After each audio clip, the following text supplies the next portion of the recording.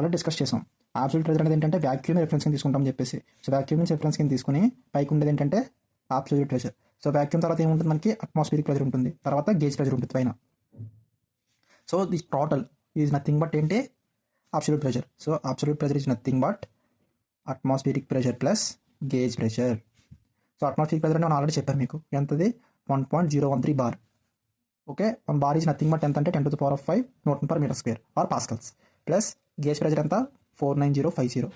So దీన్ని మీరు simplify చేస్తే ఇది ఎంత అవుతుందంటే 10130 plus 49050. Then we get P absolute pressure. అది ఎంత వచ్చిందో చూద్దాం.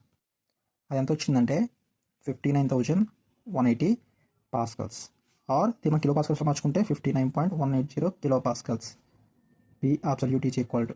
ఓకే, సో ఈ విధంగా మనం ఆ వచ్చిన గేజ్ ప్రెజర్ నుంచి అబ్సల్యూట్ ప్రెజర్ కూడా క్యాలిక్యులేట్ చేసాం. So this is the key అనమాట. Absolute pressure is nothing but ఏంటి atmospheric pressure plus gauge pressure. I hope మీకు అర్థమైంది అనుకుంటున్నాను. Thank you.